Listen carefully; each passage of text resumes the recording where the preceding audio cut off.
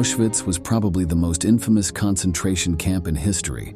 There, more than 1 million Jews, Slavs, communists, among others, lost their lives. Such a sinister death factory could only have a person of his stature behind it. His name, Rudolf Höss. Marked by violence since his childhood, he became a trusted person for the Nazi hierarchy, who put him in charge of the creation of Auschwitz.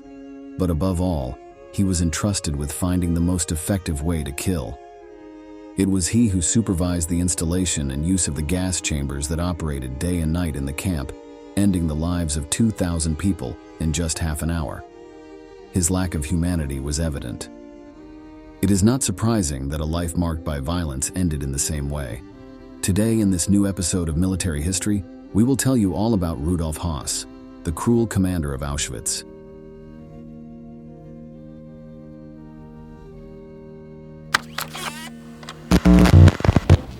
Der Führer hat die Endlösung der Judenfrage befohlen.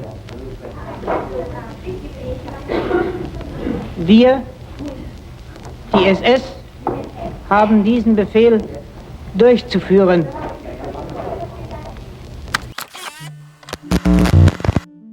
Under the macabre name of the Final Solution, the Nazis planned to systematically murder the Jewish population residing in the conquered territories. Approximately 6 million people lost their lives due to this brutal genocide that forever changed history. Rudolf Höss was one of the most sinister architects of this operation, but before delving into that, let's learn a bit more about the path that led him there. Höss was born on November 25, 1901, and from a young age, he was surrounded by violence. He grew up in a strictly Catholic and military family. Following in his father's footsteps, he joined the German army at the young age of 14. Soon after, he was sent to fight in the Middle East during World War I. As a mere teenager, he participated in fierce combat in countries such as Iraq and Palestine. He was even present during the Armenian genocide carried out by the Ottoman Empire, which was then an ally of the Germans.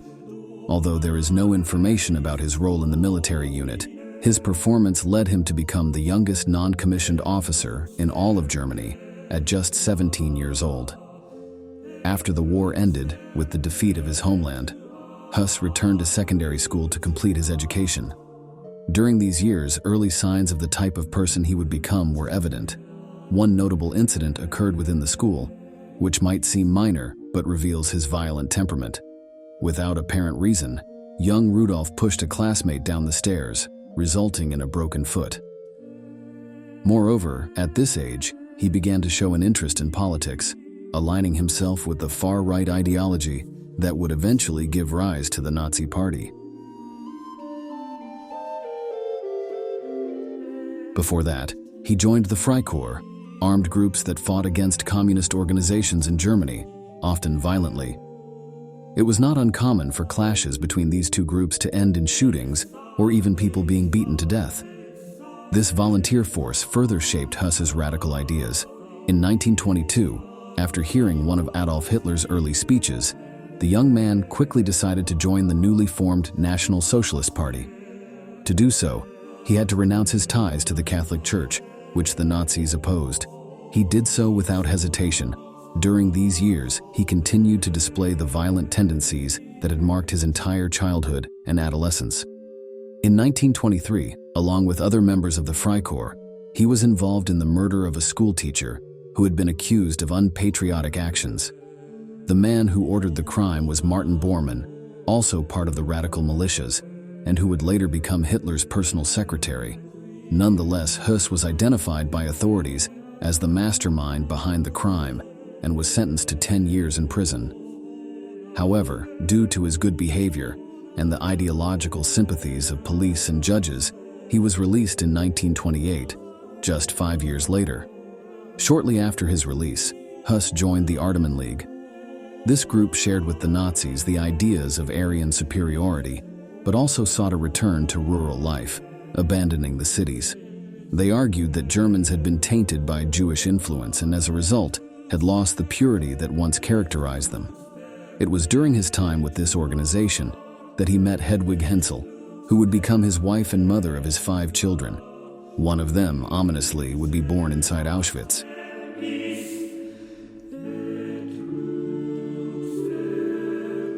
Rudolf Höss continued to seek association with increasingly darker groups. Shortly after Hitler's rise to power in Germany, Höss joined the SS, one of the paramilitary organizations of the Nazi Party. It did not take long for Heinrich Himmler, its leader, to take notice of him. When in 1934 Himmler began recruiting men to carry out the brutal actions planned, he personally selected Höss. He joined the macabre skull units, as the divisions responsible for the concentration camps were known, thus beginning his legacy of violence. His initial assignment to one of these terrible places was at Dachau, the first of these centers built by the Nazis, located near Munich. Here, political prisoners, homosexuals, and other people deemed undesirable by the German leaders were sent. Höss served as a block leader, overseeing several detainees. He was responsible for distributing rations, daily tasks, and even punishments. Due to his efficient and brutal performance, he was transferred in 1939 to the Sachsenhausen camp. But whilst at Sachsenhausen, Höss was placed in charge of a firing squad, and on the 15th of September 1939, on the orders of Heinrich Himmler, he was in charge of the soldiers who shot August Dickmann, a Jehovah's Witness who was the first conscientious objector executed during World War II. Höss was the one who, following the shooting, delivered a final shot from his pistol into Dickmann's head. But he didn't just order the death of the prisoners, he also took every opportunity to torment them. At times, he made them stand for hours during the cold German winter nights. Malnourished and barely dressed in rags, many fell victim to the weather. Even when some prisoners begged to have the doors of the medical room opened to receive treatment, they remained closed. In one of these cruel tortures, more than 100 detainees died from exposure to the cold. Of course, these were the very traits the Nazi Party encouraged in its officers, so Höss quickly took on increasingly important tasks for the Reich.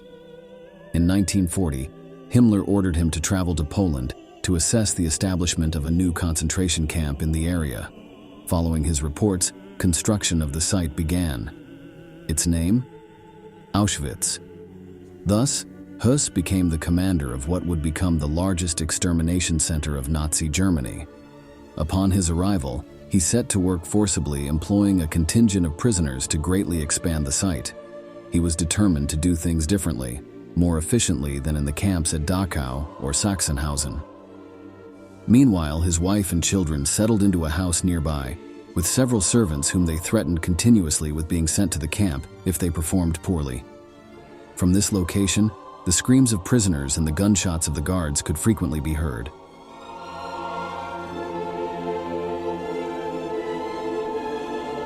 The expansion of the camp took time, but Höss ended up overseeing 3 different areas, each with its specific function. Auschwitz was the administrative center, where the commander spent most of his time. Auschwitz II, also known as Birkenau, was primarily intended for the extermination of prisoners. Finally, Auschwitz III, or Monowitz, was used by various German industries for forced labor, such as IG Farben. Within these 3 places were also several sections and subsections. One of the most infamous was Block 11, within the first center, which was primarily used for torture. Any infraction was enough for Höss to order that the prisoner be placed in a standing cell for entire days, without access to food or water. Block 10 was designated for medical experiments, where many methods of sterilizing the camp population were tested. But the darkest sector was the wall between these 2 pavilions, known by both victims and perpetrators as the Death Wall. There, before the establishment of gas chambers, SS guards executed prisoners in mass shootings. This began with Polish army soldiers captured in the early months of the war. But soon, men, women, and children from various groups also suffered this brutal fate. Jews, Slavs, Soviets, and those who committed offenses, considered sufficiently grave, were sent to this wall to be killed by the Germans with complete coldness. It was also used punitively. If any detainee escaped or even attempted to, Up to hundreds of people could be executed without any reason other than to terrorize the others. Como hemos dicho, no se necesitaban muchas excusas para asesinar a un prisionero. De hecho, era normal acusar a alguien por intento de fuga para solamente cumplir las cuotas de muerte. Más tarde, dependiendo de la sentencia, esperaba la horca o el paredón de fusilamiento. But Hus and his superiors felt that this method of elimination was not effective enough. If the Nazis wanted to achieve their goal of murdering the millions of people they had planned, they needed to do it differently. In 1941, the German leader was summoned to Berlin for a meeting where the party leaders discussed various proposed methods. It was concluded that gassing prisoners with a highly toxic chemical could ensure the success they sought. And the concentration camp chosen to implement this final solution was the one Hus commanded.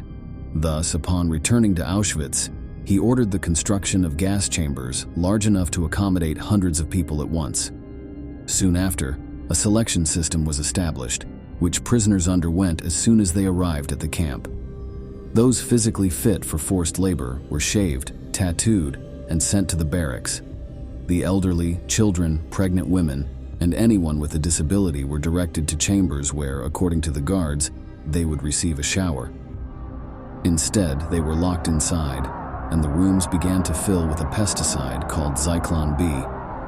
Within minutes, everyone present would suffocate to death. The guards later said they knew when the gas had taken effect because they no longer heard any screams. Hus was fascinated by the results. He had managed to implement an efficient method of mass murder for all enemies of the Reich. In his own words, the killing itself took little time. You could eliminate 2,000 people in half an hour. Incinerating the bodies was what took the longest. Killing them was easy.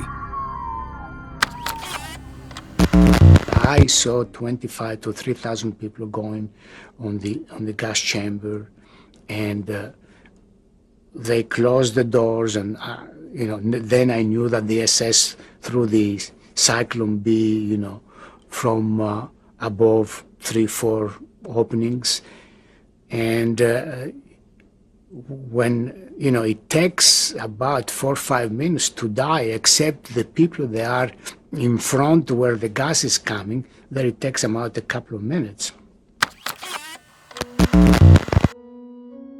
Before settling on Zyklon B, Hus and the scientists under his command had experimented with a wide variety of compounds. All of them caused the death of the prisoners, but some prolonged their agony for hours. The Nazis remained indifferent, continuing their trials until they found the desired chemical. Even after they began using the gas chambers, research into other killing methods continued. The death wall continued to claim victims, primarily those prisoners accused of committing some infraction. Lethal injections, hangings, and even beatings that only stopped when the victim ceased breathing were also used. Nothing seemed able to prevent the Nazi massacres. While Auschwitz became the grave of millions, Hus's family lived comfortably just a few hundred meters from the camp. According to his wife Hedwig, at first, she had no idea of the camp's true purpose and only learned about it when the commander revealed it to her in 1942. After the war, she declared that she was horrified by the level of the murders, but still remained loyal to her husband. Hus, on the other hand, did not remain faithful. That same year, he began a relationship with a prisoner at Auschwitz, an Austrian woman named Eleonore Hodis, who had been imprisoned as a communist. Such a relationship was illegal and harshly punished, so it was kept secret. However, she ended up becoming pregnant. She was confined in the aforementioned special cells where she could only stand, and she was eventually forced to have an abortion. According to her, she was extremely close to being sent to the gas chambers, but was saved at the last moment. Unable to keep the relationship secret due to investigations by the German authorities, Hus was temporarily removed from his position as Auschwitz commander in 1943. Added to this were all the rumors of corruption in the camp, where under his command many SS men, including himself, had acquired money that should have belonged to the Reich. By the end of 1943, Hus was permanently replaced as leader and placed in an administrative position. However, this was not the end of his story with the camp. In May 1944, the Nazi leaders decided to give the fallen man another chance. He was put in charge of the macabrely named Operation Huss, one of the darkest and cruelest plans of the Third Reich. In Hungary, invaded by Germany a few months earlier, there was a large population of Jewish citizens. They had been spared deportation because their government had been an ally of the Nazis. But this connection was now broken. Nearly 500,000 people had to be transported from their homeland to Auschwitz, with the goal of their extermination. Railroad stations each day were filled with deportees, and freight trains containing around 4,000 people were being sent to Auschwitz 3 or 4 times a day. It was deportation on a huge scale, and there were 109 trains that travelled to Auschwitz in 33 days. Rudolf Höss was chosen for this task because he already had ample experience in the mass murder of Nazi enemies. But even he had trouble dealing with so many souls. The crematories, where the bodies were incinerated, were overwhelmed, so they had to burn them in open-air pits. The columns of smoke that rose were visible for miles around. It is estimated that on the busiest days, up to 10,000 prisoners were gassed daily, a number that chills the blood. But even the extended gas chambers could not accommodate all the victims, so SS guards took many to the forests surrounding the camp. There, they were met by a pit set on fire. The Nazis then ordered them to undress and shot them on the spot. The bodies fell into the pit, where they were incinerated.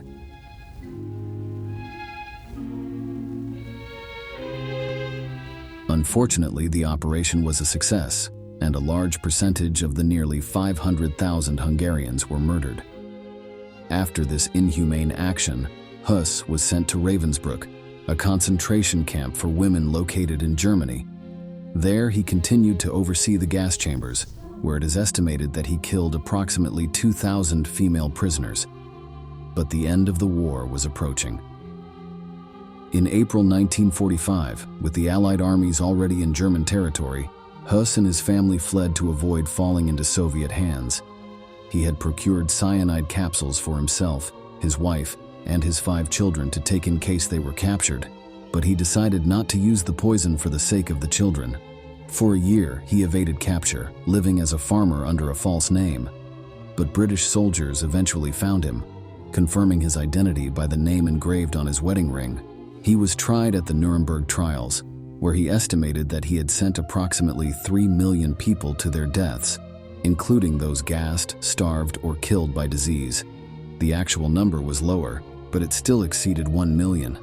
Almost all who had arrived at the camp died there.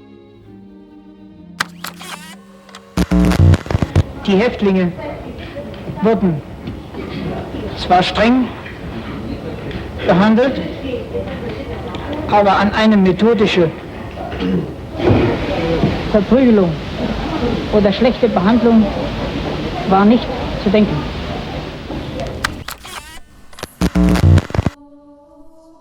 At first, Höss did not seem willing to acknowledge his actions at Auschwitz.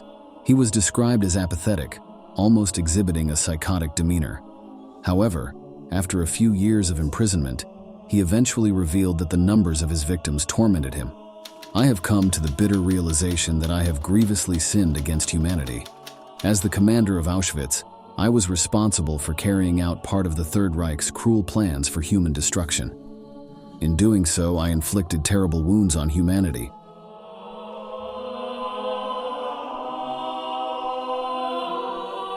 His testimony did not save him from the maximum sentence. On April 16, 1947, Rudolf Höss was executed at the very place where he himself had sent millions of people to their deaths. A special gallows was built, from which he was hanged until he stopped breathing. Thus, Auschwitz claimed its final victim. Although he seemed to regret his actions, at least in part, Höss was always a staunch follower of Nazi ideology. Marked by violence since childhood, he did not hesitate to kill an exorbitant number of people and worked hard to find the most effective way to carry this out. In this way, he became one of the greatest war criminals in history. We've reached the end of the video and we want to ask you, what surprises you the most about Rudolf Höss's actions? Don't forget to leave your comment and subscribe to our channel to learn about many more military events that left their mark on history.